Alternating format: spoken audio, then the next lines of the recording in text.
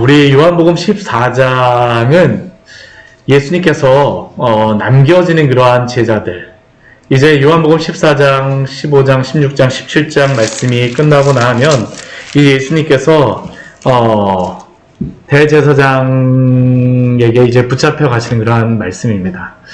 그리고 이 요한복음 14장은 남겨질 제자들에게 주시는 말씀이 바로 이 요한복음 14장, 15장, 16장, 17장의 말씀입니다. 특히 이 요한복음 14장의 그러한 말씀은 우리가 앞부분에 제가 오늘 새벽에 말씀을 드렸었지만 제자들의 마음은 근심의 마음입니다. 예수님이 떠나가시겠다라고 이제 십자가에 달리시겠다라고 말씀하시고 또 나를 팔 자가 이제 있다라고 하는데 그게 바로 가룟 유다였습니다. 가룟 유다가 나가고 떠나고 난 뒤에 이제 제자들도 예수님이 이제 하나님의 그러한 나라로 아버지의 그러한 나라로 가겠다라고 말씀하시니까 제자들도 이제 이제는 진짜 가까웠구나. 바로 이제 그때가 바로 지금이구나 라는 그런 생각이 드니까 마음속에 근심이 있는 겁니다. 근심이 있어요. 그때 예수님께서 제자들에게 주셨던 그러한 말씀이 우리 14장 1절의 말씀입니다. 우리 14장 1절 말씀 같이 한번 읽어보도록 할까요? 너희는 마음에 근심하지 말라. 하나님을 믿으니 또 나를 믿으라. 근심이 가득 차 있는 그러한 제자들이지만 그러나 예수님께서 말씀하십니다. 너희는 마음에 근심하지 말라. 어떻게 제자들이 당연히 근심할 수밖에 없는 그런 상황에서 근심하지 않을 수 있겠습니까?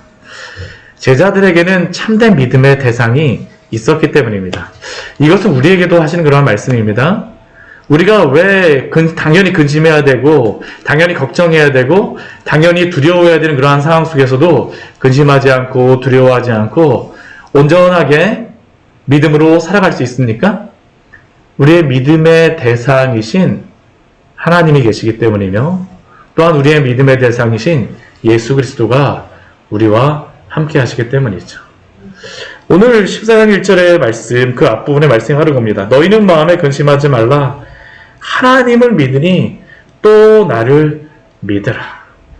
신뢰할 수 없는 대상이 아니라 신뢰할 만한 대상인 하나님을 믿으니. 하나님은 어떠한 분이십니까? 천지를 창조하시며 또한 그 창조한 그러한 모든 만물을 운행하시는 그러한 하나님이십니다. 전지하시고 전능하십니다. 우리의 모든 것들을 다 하시고 또한 우리의 그 연약한 그러한 부분들까지 다 도우실 수 있는 그러한 전능하신 하나님이십니다. 영원하신 분이세요. 변치 않게 하시는 분입니다. 그 하나님을 믿으라라고 말씀하세요. 그리고 또한 나를 믿으라라고 말씀하십니다. 예수님은 어떠한 분이십니까? 우리의 죄를 지고 죽으시는 분입니다. 우리는 오직 예수 그리스도를 통하여서만 구원을 받을 수 있습니다. 세상에 많은 그러한 진리와 지식과 많은 종교가 있다라고 하지만 그러나 예수 그리스도를 통하지 않고는 구원을 받을 수가 없습니다. 예수님께서 우리 14장 6절에 그래서 그렇게 말씀하시죠. 내가 곧 길이요 진리요 생명이니 나로 말미암지 않고는 아버지께로 올 자가 없느니라. 우리가 구원받는 것은 오직 예수 그리스도를 통하여서 하나님의 나라의 본향에 갈 수가 있는 줄 믿습니다. 그렇게 우리의 믿음의 그러한 대상은 성부 하나님, 성자 예수님입니다. 그런데 오늘 말씀에서 우리가 읽었던 오늘 말씀에서는 또 다른 믿음의 대상을 우리에게 소개하고 있습니다. 그분이 누굴까요? 성령 하나님이십니다. 오늘 말씀은 성령 하나님에 대한 예수님의 그러한 소개의 말씀이 나와 있습니다. 그리고 그것은 지금 근심에 처하여 있는 제자들에게 위로가 되어주는 말씀이 바로 이 성령님에 대한 그러한 말씀입니다. 결국 성도가 위로받는 것은 삼위 하나님으로부터 위로를 받는 겁니다. 하나님으로부터 위로를 받는 거예요. 성부 하나님, 성자 예수님, 성령 하나님. 오늘 성령 하나님 어떠한 분이십니까? 우리 오늘 예수님께서 그 14장 15절 말씀을 보면 제자들에게 이렇게 말씀하십니다. 너희가 나를 사랑하면 나의 계명을 지키라. 사랑한다라는 것을 어떻게 증명하고 어떻게 보여줄 수 있을까요? 사랑한다라고 하면 그것을 보여주는 방법은 아주 쉽습니다. 사랑하기 때문에 그 사람이 좋아하는 것을 같이 하는 겁니다. 그 사람이 즐거워하는 것을 같이 해주는 것, 같이 함께하는 것, 그 사람이 원하는 것을 함께 해주는 겁니다. 이게 드러나는 그러한 사랑할 때 나타나는 그러한 모습이죠. 연인 간에 사랑하게 되면 내가 아무리 맛있는 거 먹고 싶다 해갖고 맛있는 집 항상 그 내가 원하는 집으로 데려가지 않습니다. 어디로 나갈까요? 상대편이 좋아하는 곳에 갑니다. 내가 원하지 않아도 같이 가는 겁니다. 왜요? 사랑하기 때문에요. 자녀들을 키울 때도 그렇죠. 자녀들을 키울 때도 자녀를 사랑하기 때문에 내가 별로 원하지 않아도 애들이랑 같이 놀아주게 되면 어떻습니까? 어렸을 때 보게 되면 진짜 이거 무한 진짜 애들 한번 이렇게 딱 올려줘갖고 까르르 웃게 되면 막 처음에는 좋아갖고 한 2번, 3번 정도 이렇게 하는데 이거 나중에 한 3번, 4번 하면 어떻습니까? 힘이 들어요. 힘이 듭니다. 그런데도 어때요? 그때 내려놓고 나면 또 해달라 그러면 어떻게 합니까? 또 해주는 겁니다, 진짜 또 해주는 겁니다. 힘들고 너무나도 진짜 하기 싫어도 끝까지 해줍니다. 쓰러질 때까지. 왜요? 사랑하기 때문에 그런 것이죠. 사랑하기 때문에 그렇습니다. 우리가 하나님에 대하여서도 그렇습니다. 우리가 예수님에 대하여서도 예수님을 사랑한다라고 하면 나의 계명을 지키리라라고 말씀하시죠. 만약 제자들이 예수님을 사랑한다라고 하면 예수님이 기뻐하는 것, 예수님이 즐거워하는 것을 지키며 또한 그 일을 행하며 즐거워할 것입니다. 그런데 이 말씀은 단순히 이 말씀뿐만 아니라 그 앞에 있는 그러한 말씀과 또 연관지어서 우리가 또 생각해 볼 수 있습니다. 우리 앞에 우리 5절 말씀에 보게 되면 14절 말씀, 15절 바로 앞에 있는 14절 말씀을 보게 되면 기도에 대하여서 말씀하세요. 13절과 14절 말씀을 보게 되면 내 이름으로 무엇이든지 내게 구하면 내가 행하리라. 예수님의 이름으로 무엇이든지 구하면 예수님께서 다 들어주시겠다라고 말씀하십니다. 그런데 여기에 한 가지의 비밀이 있습니다. 예수님께 구하면 예수님이 다 들어주시지만 그러나 성도는 무엇을 구할까요? 예수님을 사랑하기 때문에 예수님이 기뻐하시는 것을 구합니다. 참 이게 아이러니죠, 그렇죠? 그래서 우리가 기도할 때에도 내 뜻대로 기도하지 않습니다. 주님이 기뻐하시는 것이 무엇인가라는 것을 분별하면서 기도하게 되어지죠. 이게 성도의 마음, 성도의 그러한 기도의 그러한 모습이 갖추어져 가는 것입니다. 이전에는 주님 이거 주세요, 저거 주세요 하는데 나중에는 그 신앙이 성숙해지면 어떡할까요? 주님이 기뻐하시는 것이라 그러면 주님 제가 거기에 대해서 순종하겠습니다. 주여, 당신의 그 뜻이 무엇입니까? 제가 거기에 따라가겠습니다.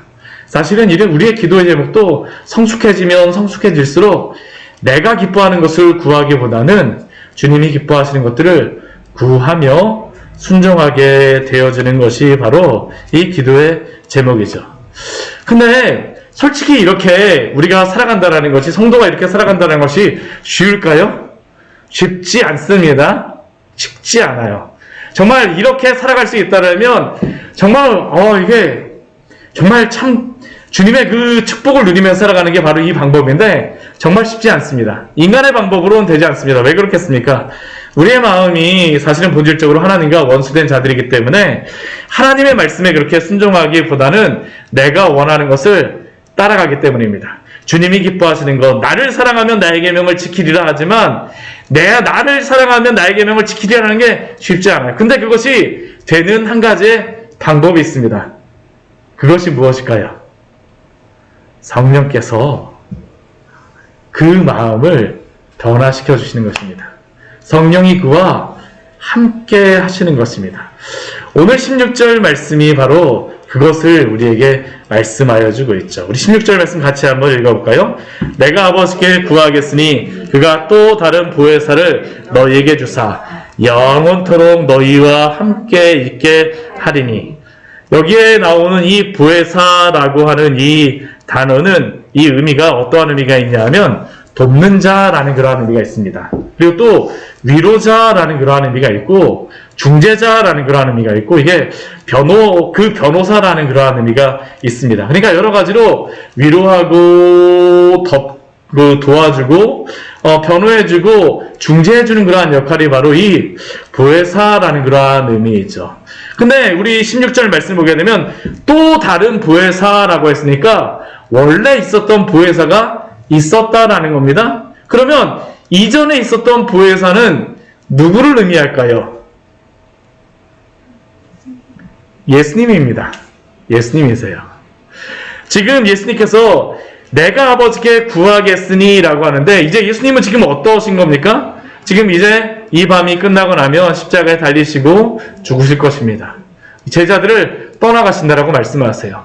이전까지는 제자들과 함께 있으면서 예수님께서 그들에게 말씀으로 먹이시고 또 그들을 위로하시며 그들에게 여러 가지의 것들을 제공하여 주셨었지만, 예수님이 그들의 보혜사가 되어 주셔서 도와주셨지만, 이제는 예수님이 가시고 난 다음에는 또 다른 보혜사를 보내십니다. 그분이 누구일까요? 성령님입니다. 예수님께서 가시게 되면 또 다른 보혜사를 하나님께 구하여서 보내주시겠다는 겁니다. 그분께서 어떻게 하실까요? 영원히 함께 하시겠다라고 말씀하세요. 이것이 바로 오늘 이 땅을 살아가는 우리에게도 위로가 아니겠습니까? 하나님께서 한 번도 우리를 떠나신 적이 없으십니다. 하나님께서 한 번도 우리를 떠나신 적이 없으세요.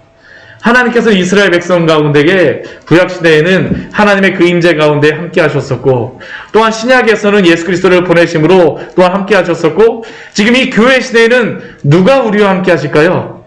성령님께서 우리와 함께 하시는 것입니다. 그리고 이것은 우리의 그러한 구원의 그러한 사역을 삼위 하나님께서 함께 하신다라는 것을 우리에게 말씀하여 주는 것입니다.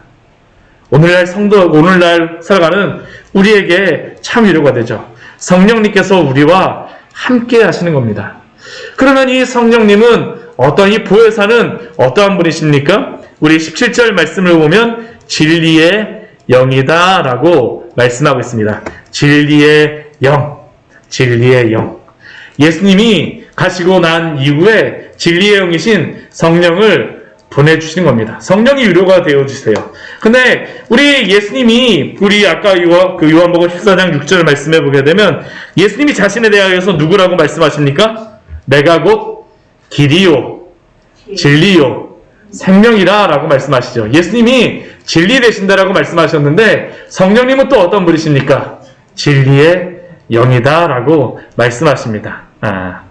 성령은 바로 진리의 영으로서 예수님에 대하여서 알게 하시는 그러한 분이라는 것을 우리에게 말씀하고 있습니다.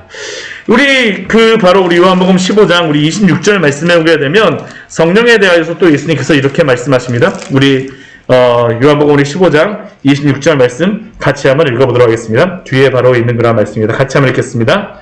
내가 아버지께로부터 너희에게 보낼 보혜사 곧 아버지께로부터 나오시는 진리의 성령이 오실 때에 그가 나를 증언하실 것이요.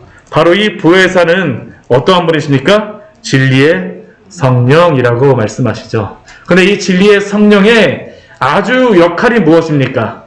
진리이신 예수님을 증언하시는 겁니다. 우리로 하여금 예수님이 어떠한 분인가, 진리이신 예수님을 알게 하시는 역할이 바로 이 성령님의 역할입니다. 우리가 예수님을 믿게 만들고, 우리가 그 말씀을 전할 때 예수님을 믿게 만드는 그러한 역할을, 이 예수님의 그 구원을 적용하시는 그러한 역할을 하시는 분이 바로 성령님이라는 것을 오늘 우리 요한복음 말씀에서는 우리에게 말씀하고 있습니다.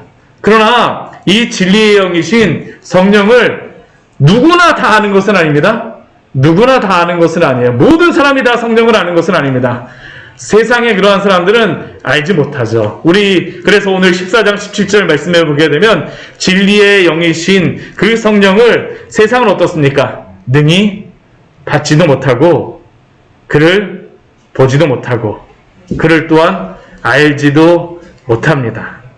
그러나 성령께서 구원을 받은 그러한 성도들은 성령을 어떻게 할까요? 우리 17절 우리 뒤에 말씀해 보게 되면 그러나 너희는 그를 아나니 그는 너희와 함께 거하시며 또 너희 속에 계시겠습니다.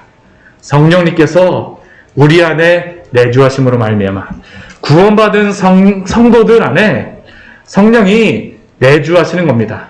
그래서 주님의 말씀을 깨닫게 하고 또한 주님을 알게 하고 주님을 사랑하게 만드는 그러한 마음을 누가 불러일으키실까요? 성령님께서 하신다라는 겁니다. 성령의 역할이 바로 이것입니다. 성도들에게 위로가 되어주세요. 이 성령님이 함께 하신다라는 그러한 의미가 어떠한 의미일까요? 우리 18절 말씀 참 제가 좋아하는 말씀 중에 하나입니다. 우리 14장 18절 말씀 같이 한번 읽어보도록 하겠습니다. 내가 너희를 고와 같이 버려두지 아니하고 너희에게로 오리라. 우리 예수님께서 내가 너희를 고와 같이 버려두지 아니하고 너희에게로 오리라 라고 말씀하십니다.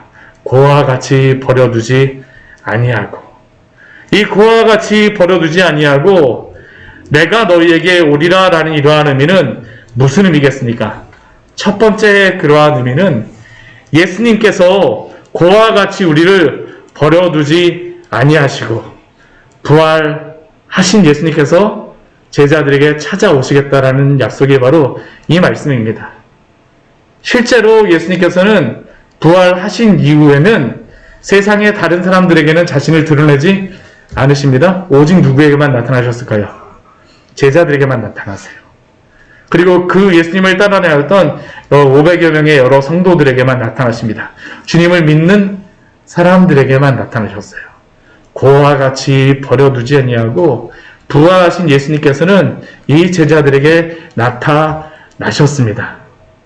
그러나 또 이 고와 같이 버려두지 아니하고 너희에게 오리라 라는 이러한 이 약속의 또 다른 의미는 무엇이냐 하면 성령을 보내심으로 함께 하시겠다라는 것을 의미합니다.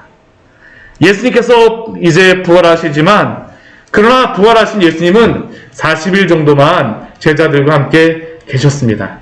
그리고 예수님은 승천하세요. 하나님의 나라로 가셨습니다. 그렇다면 예수님이 승천하시고 난 다음에 제자들을 그냥 그때는 버려두실까요? 그와 같이 그냥 내버려 두실까요? 아닙니다. 예수님께서는 그 제자들을 그와 같이 버려두지 아니하시고 진리의 성령이신 예수님을 보내셔서 그들을 위로하십니다.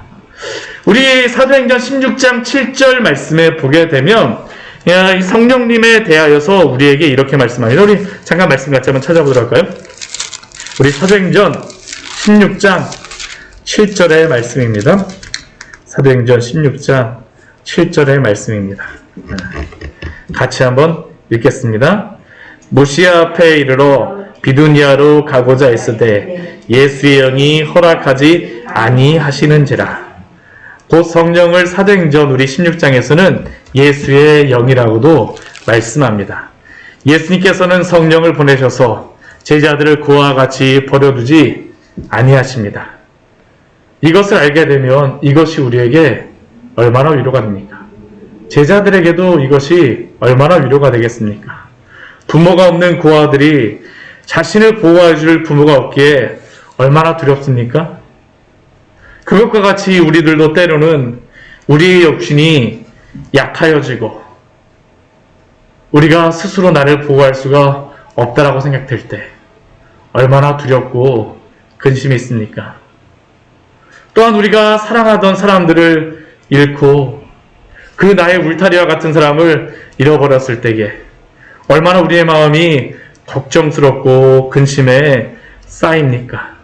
그러나 그러한 때에 기억하십시오. 우리 주님은 우리를 결코 고와 같이 버려두지 아니하십니다. 우리가 연약한 순간 우리 주님이 오셔서 우리를 위로하여 주실 것입니다. 때때마다 성령을 보내셔서 우리가 기도할 때마다 우리 주님께 부르짖을 때마다 우리 주님의 말씀을 붙들고 날마다 살아가려고 애쓸 때마다 성령을 보내 성령이 우리의 마음속에서 역사하심으로 우리를 붙들어 주시고 위로하여 주십니다. 이게 바로 성도들의 위로죠. 이것이 바로 성도들의 참된 위로와 또한 우리의 마음의 소망 아닙니까? 또한 그와 같이 버려두지 않고 오리라 라는 그러한 의미는 우리 주님이 마지막 때에 다시 재림하실 것이다 라는 것을 또한 의미합니다.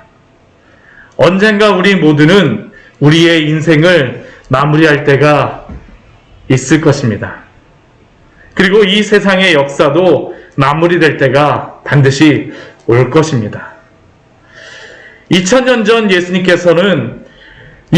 오셨던 예수님께서는 반드시 다시 오시겠다라고 말씀하셨습니다. 그리고 다시 오실 때 우리 주님은 우리 눈의 슬픔과 고통과 그 눈물을 다 씻어 주실 것입니다. 요즘에 제가 이것저것 많은 것들을 좀 생각하게 됩니다.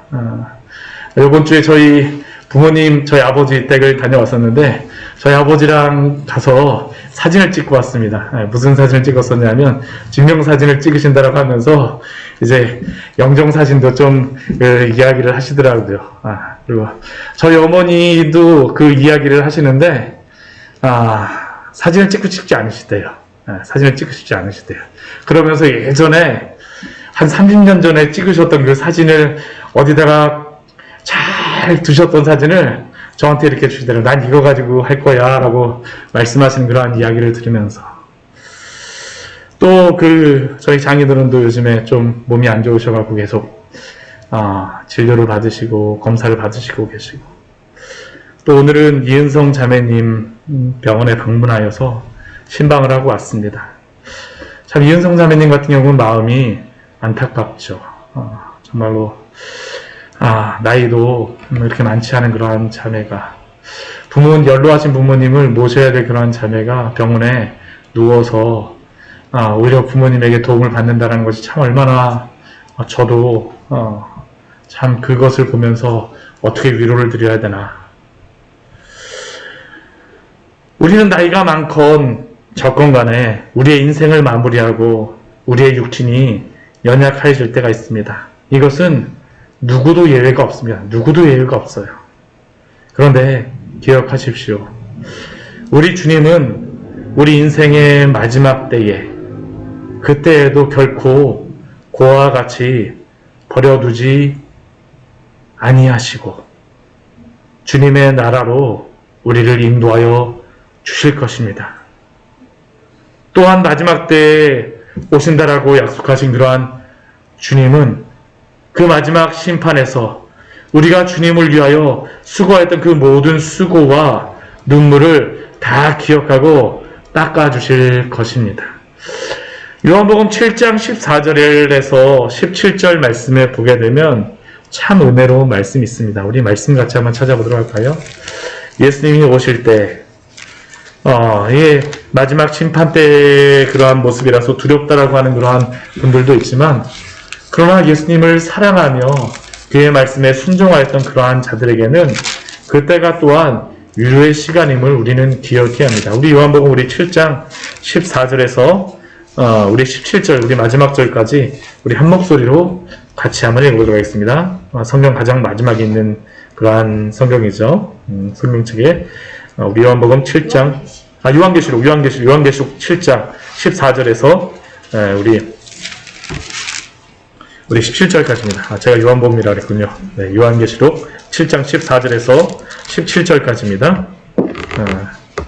같이 읽어보도록 하겠습니다. 신약성경 406페이지입니다. 같이 읽겠습니다. 내가 말하기를 내 주여 당신이 아시나이다 하니 그가 나에게 이르되 이는 큰 환난에서 나온 자들인데 어린 양의 피에 그 옷을 씻어 쉬게 하였느니라. 그러므로 그들이 하나님의 보좌 앞에 있고 또 그의 성전에서 밤낮 하나님을 섬기매 보좌에 앉으신 이가 그들 위에 장막을 치시리니 그들이 다시는 줄이지도 아니하며 목마르지도 아니하고 해나 아무 뜨거운 기운에 상하지 아니하리니 이는 보좌 가운데에 계신 어린 양이 그들의 목자가 되사 생명수 샘으로 인도하시고 하나님께서 그들의 눈에서 모든 눈물을 씻어주실 것임이라. 아멘. 우리 주님께서 이 마지막 그러한 심판의 때에도 결코 우리를 고와 같이 버려두시 아니하신다는 것을 믿으시기 바랍니다. 우리 주님이 분명히 다시 오실 것입니다. 그러나 성도에게는 이것이 심판의 두려움의 때가 아니라 우리에게 위로의 때요, 그 눈물을 씻어주실 때임을 기억하십시오. 우리 21절 말씀에서는 또한 우리에게 이렇게 말씀합니다. 우리 21절 말씀 우리 같이 14장 21절입니다. 요한복음 14장 21절입니다. 오늘 말씀입니다. 우리 같이 한번 읽어보도록 하겠습니다. 나의 계명을 지키는 자라야 나를 사랑하는 자니 나를 사랑하는 자는 내 아버지께 사랑을 받을 것이요 나도 그를 사랑하여 그에게 나를 나타내리라. 아멘. 우리 오늘 말씀을 보면 이게 거의 동일한 말씀으로 시작하고 동일한 말씀으로 마무리된다라는 것을 우리가 알 수 있습니다. 우리 앞에 우리 그 15절 말씀에 보면 시작하면서 우리 너희가 나를 사랑하면 나의 계명을 지키리라 라고 말씀하셨는데 우리 마무리되는 우리 21절 말씀도 그 말씀이 어떻게 됩니까? 나의 계명을 지키는 자라야 나를 사랑하는 자니 라고 말씀하시죠. 우리 주님을 사랑한다는 것은 단순히 그 입술로만 사랑한다라고 말하는 사람이 아닙니다. 주님을 사랑하는 사람은 그 삶에서 우리 주님의 말씀을 순종하는 그 순종의 열매가 나옵니다. 우리가 율법의 기능에 대하여 이 계명을 지킨다라고 하는데 이것은 바로 율법의 말씀이죠. 그 성경의 말씀입니다. 이 율법의 그 기능에 대하여 몇 가지로 우리에게 그 설명을 하는데 첫 번째는 우리가 로마서 3장 우리 요즘에 로마서에서 보고 있는 그 말씀이나 갈라디아서 우리 3장의 말씀과 같이 율법이 초등교사의 역할을 하는 것입니다. 이것은 바로 율법이 죄인으로 하여금 자신의 죄를 깨닫게 하는 그러한 역할입니다. 내가 죄인임을 깨닫고 그 율법의 말씀을 듣고 복음으로 하나님께로 돌아오게 하는 것이 바로 첫 번째 율법의 역할입니다. 그런데 이것은 불신자나 죄인으로 하여금 회개하는 역할이라고 한다면 두 번째 그 더 중요한 역할, 오늘 말씀에서 우리에게 하는 그 두 번째 그 중요한 역할은 무엇이냐면 거듭난 성도, 변화된 성도에게 하는 그러한 역할로 그것은 바로 우리 주님을 사랑하기 때문에 그 율법을 순종하는 그러한 역할입니다. 동일한 그러한 율법이라 할지라도 그 죄인이나 불신자에게는 그 율법의 그러한 말씀을 통하여서 회개하는 역할로 사용하신다면 또 동일한 그 율법을 가지고 우리에게 또 무엇을 합니까? 그 계명을 사랑함으로 주님께 그 순종하는 그러한 역할, 거룩하게 살아가는 그러한 삶의 그러한 길로서의 그러한 역할이 바로 이 율법의 역할이라는 것이죠. 아무나 율법의 말씀에 또한 주님의 계명에 순종할 수 없습니다. 왜냐하면 주님의 말씀에 순종하는 것은 우리의 그 죄악된 본성과 충돌되기 때문입니다. 그러나 거듭난 성도, 성령께서 그 마음을 변화시킨 성도는 주님을 사랑하기 때문에 그 율법을 사랑함으로 지키게 됩니다. 그 삶에서 열매가 나타납니다. 행위로 구원을 받는 것은 아니지만 그러나 구원받은 성도임을 그 계명을 지킴으로 말미암아 나타내고 드러냅니다. 이것이 바로 하나님의 영광을 나타내는 것이며 또한 그러한 그 거룩한 삶으로서 우리의 삶을 하나님이 사용하신 그런 방법입니다. 그리고 이렇게 주님의 말씀을 따라 살아가는 것이 성도들에게는, 주님을 사랑하는 사람들에게는 너무나 즐거운 길입니다. 이게 바로 즐거운 길입니다. 주님을 사랑하게 되면 그 말씀을 지키는 것이 즐겁습니다. 정말 이게 달라요. 저도 이게 분명히 깨달을 수 있는 게 뭐냐면 예전에 제가 주님을 사랑하지 않고 주님의 그 은혜를 모를 때에는 정말 교회 가자라고, 교회를 제가 목사님 아들임에도 불구하고 교회를 가야 되는데 친구들이 놀러 가자라고 뭐 그런 이야기가 듣게 되면 마음속에서는 어떤 마음이 들까요? 놀러 가고 싶은 마음이 들어요. 그 예전에 또 교회 가려고 꼭 그 주일날 아침에 예배를 가려면 꼭 TV에서 무엇이 나오냐면 만화가 꼭 나옵니다. 꼭 만화가 나와요. 그러면 저희 아버지한테 아빠 저 이거 만화 조금만 보고 가면 안 돼요? 이게 그렇죠. 그런데 주님을 사랑하게 되면 어떻게 할까요? 주님을 예배하는 게 가장 즐겁습니다. 가장 즐거워요. 그리고 이렇게 순종하며 살아가는 자들, 주님을 사랑함으로 그 순종하는 그러한 자들에게 주시는 축복이 있습니다. 아까는 나의 계명을 지키는 자라야 나를 사랑하는 자니, 여기까지만 또 우리 15절에서는 나를 사랑하면 나의 계명을 지키리라고 하지만, 이 계명을 사랑함으로 지키는 자들에게 주시는 그 축복을 그 뒤에 나타내요. 그 축복이 무엇입니까?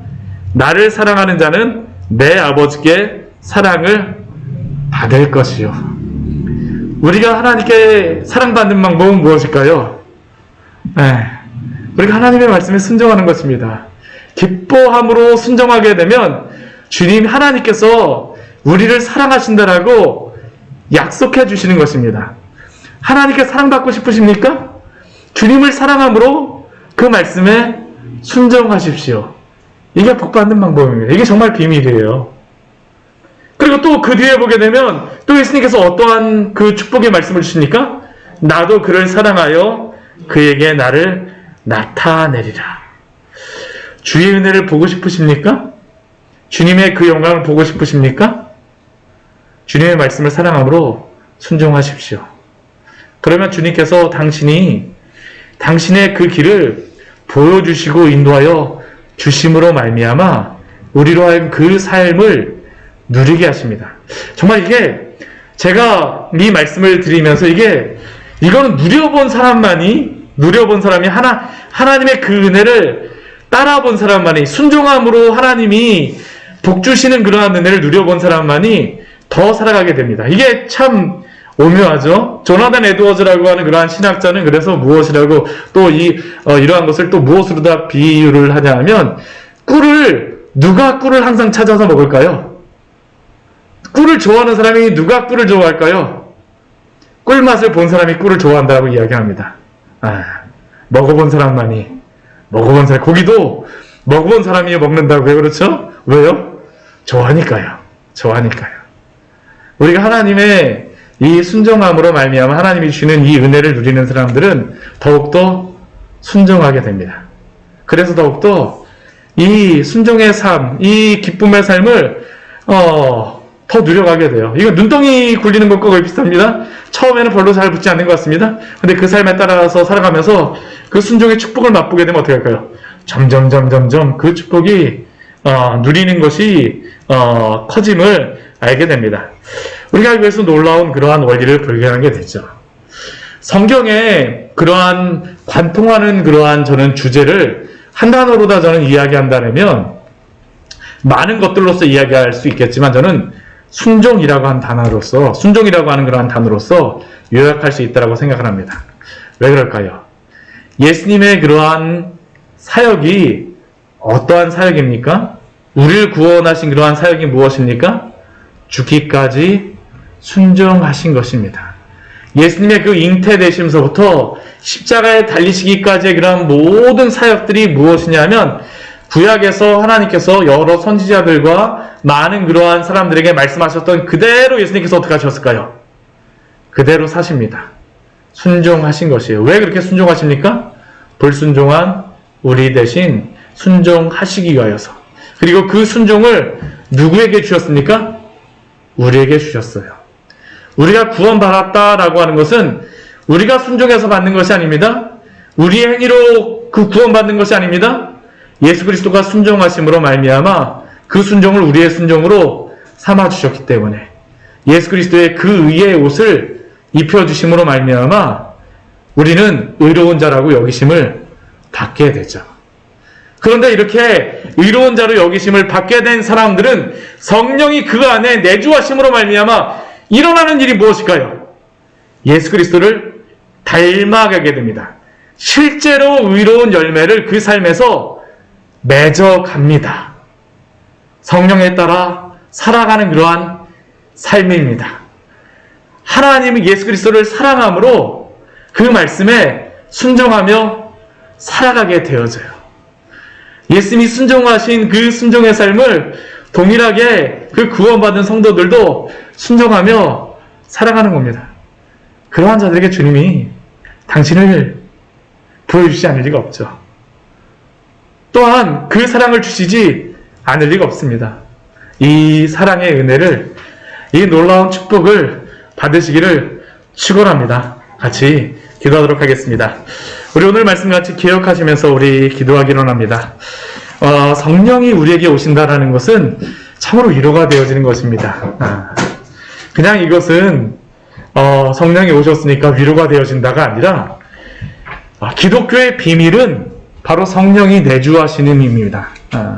구원받은 성도 안에서 성령이 내주하심으로 말미암아 예수 그리스도가 주시는 그 구원의 은혜를 누리게 하십니다. 그리고 또 그 삶을 순종하게 하세요. 그리고 그것을 기쁨으로 순종하며 나아갈 때 내가 그 안에 있구나라는 것이 얼마나 우리로 하여금 기쁘고 만족스럽게 하는지 모릅니다. 그리고 성령과 함께 살아가는 그러한 성도는 또 예수님께서 그와 같이 버려두지 아니하고 붙잡아 주신다라고 약속하여십니다. 이 은혜 누리게 하여 주시옵소서. 이 축복 누리게 하여 주시옵소서. 우리 주님 앞에 잠시같이 기도하도록 하겠습니다. 하나님 아버지, 시간 저희들 주님께 내고 기도하며 나아갑니다. 이런 연약하여서